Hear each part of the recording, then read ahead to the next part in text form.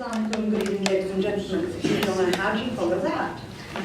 So I'll do my usual and talk about politics, it takes it all away.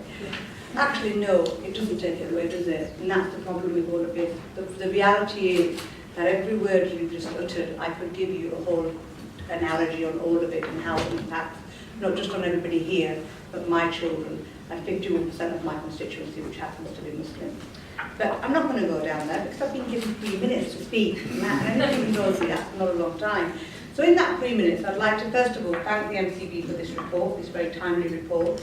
I haven't gone through it, but isn't it apt and isn't it amazing how it's landed on the same day that that Sajid Javed was launched to make a statement in the House.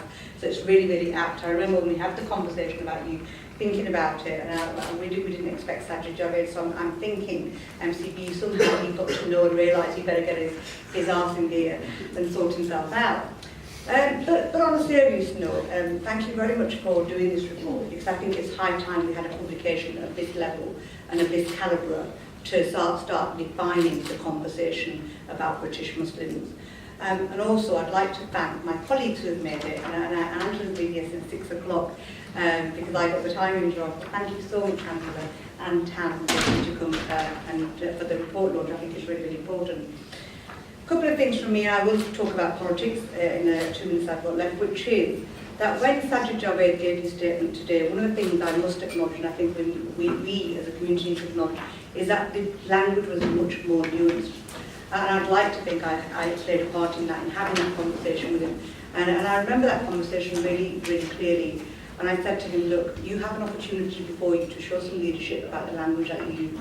And you can either put on the lens of extremism, which is every time we look at Muslims, we look at them through that lens of extremism, or you can see it as valued human beings and valued members of the community who can support you in doing what you need to deliver, because we have the solutions amongst our community. And I've no doubt those other parliamentarians will have had similar conversations. So I'm glad that there was a nuanced language. However, we're not out of the woods, because this is just a green paper, and we have a strategy which will be developed as a result of this green paper. So the consultation is now open, and now it's our turn, it's our responsibility to step up and take responsibility for influencing that strategy. It cannot be left for the Tory government to be defining it, because let me tell you about the underbelly of Islamophobia, which is in the Tory party. And there's things that we've worked on, whether it's the media, whether it's in Tory politicians, like the Rob Blackmans of this world, retweeting Tommy Robinson's, and Theresa May be now campaigning and no accountability, or whether it's actual government policy, which, if you look at it through the lens of racism, impacts on Muslims across the community.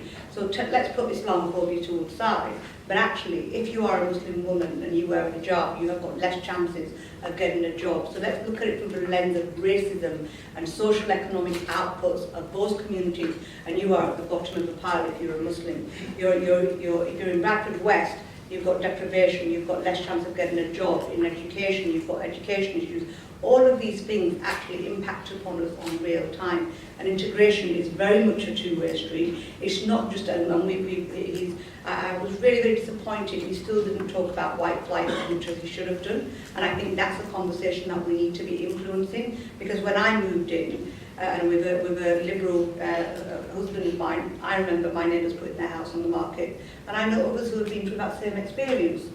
So we need to be talking more about that. It is a two-way street, and it's not about how Louise Casey said, well, we're all on the motorway and we're heading in the right same direction. Well, actually, if one of you's in a Lamborghini and one of you's in a clapped-out Mini, you've no chance of getting to the same place at the same time. Because equality, my friends, is not about having the same outcomes, it's about having the same opportunities, and Muslims do not have them opportunities. So let's make sure we make our voice heard, take part in that consultation, and support people like MCB and others who are really taking the lead in those conversations. Thank you very much.